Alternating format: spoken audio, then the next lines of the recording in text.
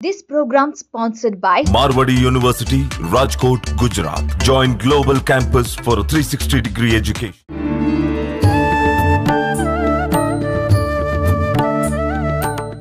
నమస్కారం, welcome to I dream. ధర్మ మార్గం కార్యక్రమానికి స్వాగతం. నేను మీ విజిత. ప్రస్తుతం మనతో పాటు ఉన్నారు ప్రముఖ ఆధ్యాత్మికవేత్త, ప్రముఖ జ్యోతిష పండితులు శ్రీ మాడుగుల శివప్రసాద్ గురూజీ గారు. ఇప్పుడు వారితో మాట్లాడి మనకున్న సందేహాలన్నింటినీ నివృత్తి చేసుకుందాం. నమస్కారం గురువుగారు.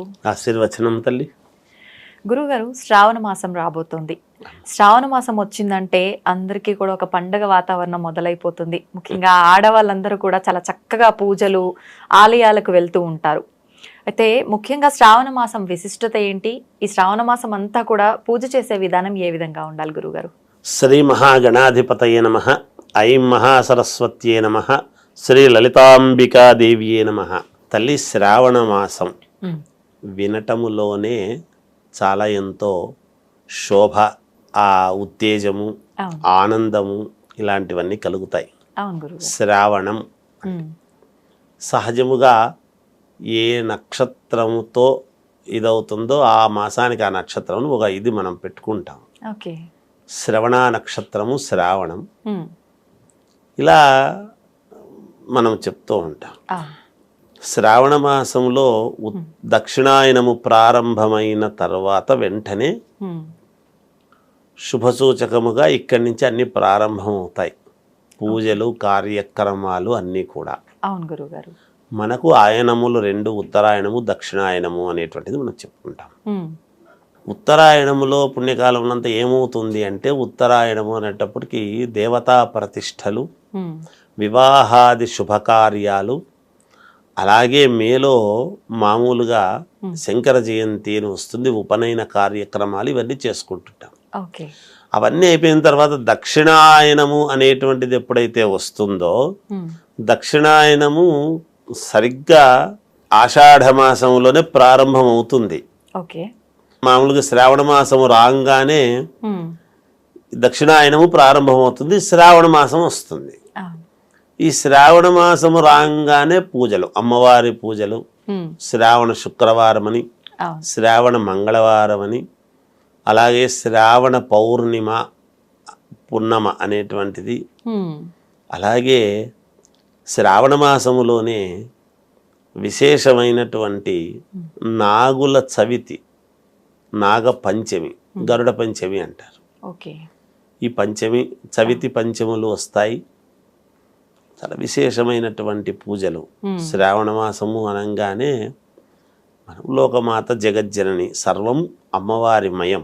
అంతే, జగత్తంతా కూడా జగన్మాతమయమే. రూపాలు వేరువేరుగా కావచ్చు, కానీ మూలము అమ్మవారే కదా. కాబట్టి ఆ అమ్మవారిని పూజించుకోవటానికి మహాద్భుతమైనటువంటిది మొట్టమొదటిది అమ్మా. మనం ఎలాగైతే ముందు మాతృదేవో భవ అంటామో, శ్రావణ మాసము కూడా మొట్టమొదట అమ్మవారి పూజలు అనేటువంటివే ప్రారంభమవుతాయి. సరే, మొదట ఎట్లాగో శ్రావణ మాసం ప్రారంభం కాగానే శ్రావణ శుద్ధ చవితి, పంచములు రెండూ కూడా. చవితి అంటే నాగుల చవితి, పంచమి గరుడ పంచమిను.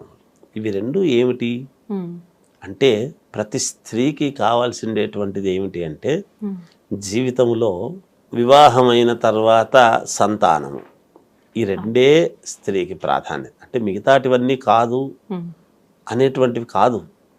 స్త్రీకి పరిపూర్ణత్వం ఎప్పుడు అంటే, మాతృత్వము కలిగినప్పుడు పరిపూర్ణత్వం అనేది చెప్పారు. ఆ మాతృత్వానికి సంబంధించినటువంటి ఇదే ఈ గరుడ పంచమి యొక్క ప్రాధాన్యత. అందువలన అమ్మవారి పూజలు విశేషముగా. అలాగే శ్రావణ పౌర్ణమి, శ్రావణ శుద్ధ పౌర్ణమి అని వస్తుంది.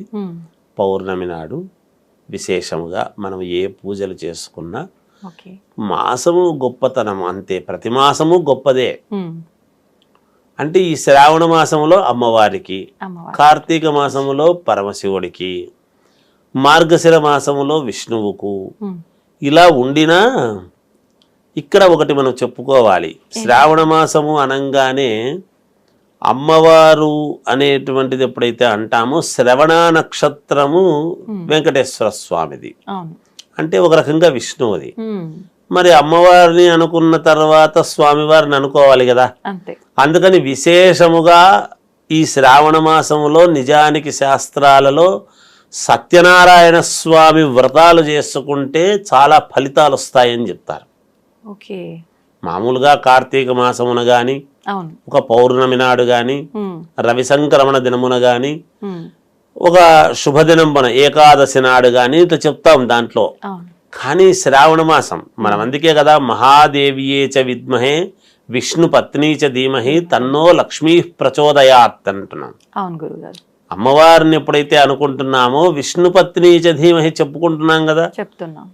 అందుకని స్వామివారికి కూడా శ్రవణ నక్షత్రము కాబట్టి స్వామివారికి కూడా మనము అమ్మవారితో పాటు చేసుకుంటే అంటే లక్ష్మీ నారాయణ స్వామి స్వరూపం. ఓకే. అందుకని శ్రావణ మాసంలో శ్రావణం వచ్చింది అంటే పెళ్లిళ్ళు చేసిన ఉమ్. వివాహాది కార్యక్రమాలలో లక్ష్మీనారాయణ స్వామి స్వరూప వరాయ అని చెప్పుకుంటాం ఉమ్. ఉమ్. పిల్లవాడిని. అవును. ఇక్కడ లక్ష్మీదేవి, అక్కడ లక్ష్మీనారాయణుడు అనేటువంటి భావనతోనే చెప్తాం. ఆ. ఎవరు చెప్పుకున్నా ఎందుకు ఉమ్. అసలు నారాయణుడిని ఎందుకు మనం అనుకోవాలి అంటే వైభవం. ఓకే. అలంకార ప్రియో విష్ణు అన్నారు కదా. అవును. ఆయన నిత్య అలంకారము కదా, నిత్య కళ్యాణం పచ్చతోరణము కదా ఆయనది. ఉమ్. మరి మనం కూడా జీవితము నిరంతరము సంతోషము ఆనందము ఉమ్. సుఖశాంతులతో ఉండాలి అనేటువంటి భావనతో కూడా మనం అనుకుంటాము. అందువలన ఈ శ్రావణ మాసము రాగానే ఉమ్. అమ్మవారిని అయ్యవారిని అంటే స్వామిని ఇద్దరిని కూడా పూజించుకోవటం అనేటువంటిది ఆనవాయితీ. ఓకే. అలా వస్తూ ఉన్నది.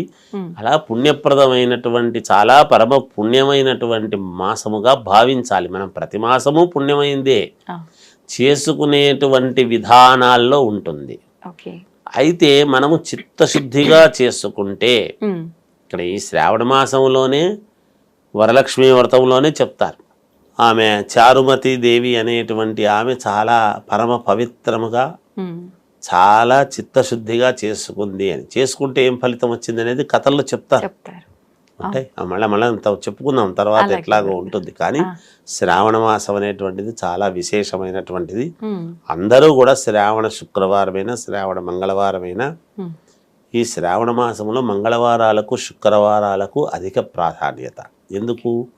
మంగళం మహత్, మంగళప్రదము మహత్తు, ఉమ్. మహనీయముగా ఉంది. శుక్రవారము అనేటువంటిది అంతా శుభాలు, శుభశకునాలు, వెలుగులు, యోగాన్ని ఇచ్చేటువంటిది. శుక్రుడు ఏం చేస్తాడు? డైమండ్. ఆ. శుక్రవారము ఆ డైమండ్ లాగా వెలిగిపోవడానికి, మనకు జీవితాలు వెలగాలి అనేటువంటి భావనతో శుక్రవారం నాడు అమ్మవారిని పూజిస్తే మన జీవితం కూడా డైమండ్ లాగా వెలుగుతుంది అని ఒక మాట అందరికీ అర్థమయ్యేటువంటి భాషలో చెప్పాలనే దానికి చెప్తున్నా. ఓకే. అందుకని రెండు చాలా ప్రాధాన్యత కలిగినటువంటి వారాలు. వీటిని ఎవరి శక్తి అనుసారం వాళ్ళు పూజలు చేసుకొని పుష్పం పత్రం ఫలం తోయం ఎవరికి చేతనైనంతే అంతే. వాళ్ళు అందరూ ఏదో ఇవే పెట్టుకోవాలి అవి పెట్టుకోవాలి అని కాదు. ఎవరి చేతనైనంత ఇదిగా. పూర్వం అన్నీ కూడా మట్టి ఇళ్ళు ఉండేటివి. శుభ్రముగా ఆవు పేడతో అలుక్కొని ముగ్గులవి పెట్టుకునేసి ముగ్గు పిండితో అలంకారప్రాయంగా కట్టుకునేవాళ్ళు. దాంట్లో ఏముంటుంది? ఆవు పేడతో అలుక్కుంటే ఎంత పచ్చదనము పవిత్రముగా ఉంటుంది. ఒక్కటి మాత్రం చెప్పగలను, ప్రతి స్త్రీమూర్తి కూడా ఈ శ్రావణ మాసము ఏమీ అవమానము అని అనుకోకుండా, అవమానం అనుకుంటారని నేను అన్నాను. ఎందుకు ఆ మాట అంటున్నా అంటే, ఇప్పుడు ఉద్యోగాలకు వెళ్ళేవాళ్ళు, ఇప్పుడు మీలాంటి వాళ్ళు ఉన్నారు కదా తల్లి, వెళ్తుంటారు కదా, అలా వెళ్ళినా చేసినా నేను చెప్తున్నాను, శ్రావణ మాసము మామూలుగా ఈ మంగళవారం శుక్రవారము అనేటప్పటికీ కాళ్లకు పసుపు పట్టించుకోవటము, ఇలా దవడలకు గనక పసుపు పట్టించుకున్నారు అంటే పరమ పుణ్యప్రదం. తల్లి సాక్షాత్తు అమ్మవార్లు ఇక్కడ తిరుగుతున్నారు అనేటువంటి భావన కలుగుతుంది. ఇది చేసుకోండి అని నా యొక్క చిన్న సలహా తల్లి. ఎందుకంటే పాటిస్తే వాళ్ళకే మంచిది అని తెలియజేస్తాం తల్లి, అంతకంటే వేరే ఏం లేదు. సంతోషం గురుగారు. మీలాంటి పెద్దవాళ్ళు చెప్తే మాకు చాలా సంతోషంగానే ఉంటుంది. మీరు అన్నట్టుగా ఆచరించాలనుకునే వాళ్ళు ఆచరిస్తారు, వద్దనుకునే వాళ్ళు వదిలేస్తారు. దానికి మనం ఏం చేయలేము. వద్దని ఏ స్త్రీమూర్తి అయినా పాదాలకు పసుపు పట్టించుకోవడంలో ఏమిటి అంటే శుభప్రదం, లక్ష్మీత్వం. ఓకే. ఒక స్త్రీమూర్తికి ఉన్నంతటి విలువ ఇప్పుడు పురుషుడి యొక్క గొప్పతనం ఎప్పుడు తెలుస్తుంది అంటే స్త్రీని చూసినప్పుడు తెలుస్తుంది. ఆమెకు చూడండి అంటే మనము వేరే విధంగా అనుకోనక్కర్లేదు. అమ్మవారి ఫోటోలు చూసినా కూడా చాలా నగలు పెట్టుకొని ఉంటుంది. అసలు అమ్మవారికి కూడా నగలు అవసరమా నిజానికి అనుకుంటే? అంటే అమ్మవారికే నగలు అవసరమైతే మామూలు స్త్రీలు కూడా అనుకుంటారు కదా తల్లి. అవును గురుగారు. ఎందుకు ఆ పచ్చదనము అంటే ఎప్పుడు వస్తుంది? బంగారము మన ఒంటి మీదకి ఎప్పుడు వస్తుంది అంటే మనము పసుపులో మరి ఏముంది? లక్ష్మీత్వం కదా తల్లి. పసుపుతో తయారైనటువంటి కుంకుమ కదా నుదుటను పెట్టుకుంటున్నాం. పసుపు చాలా ప్రాధాన్యత కలిగినటువంటి అది. నేను చెప్తున్నాను కదా, పాదాలకు పట్టించుకొని ఏమి తప్పు కాదు కదమ్మా. ఆడవాళ్ళు పాదాలకు పసుపు పట్టించుకోవడం తప్పెట్లవుతుంది? ఏ ఉద్యోగానికైనా పోవచ్చు. అక్కడ ఆమెను ఎట్లా చూస్తారంటే అమ్మవారి లాగా చూస్తారు. మీరు డ్రెస్ ఏమన్నా వేసుకోండి, నేను దాని జోలికి నేను వెళ్ళలేదు. పాదాలకు పసుపు పట్టించుకొని ఇలా దవడలకు పసుపు పట్టించుకున్నంత మాత్రాన తప్పి ఉంది అందులో? అలా చేసి చూడండి ఈ నెలంతా, మీకు శుభాలు జరుగుతాయని ఖచ్చితంగా నా ప్రగాఢమైనటువంటి నమ్మకం తల్లి. అందుకు అంతే. సంతోషం గురుగారు, చాలా చక్కగా వివరించారు. ధన్యవాదాలు. జయ.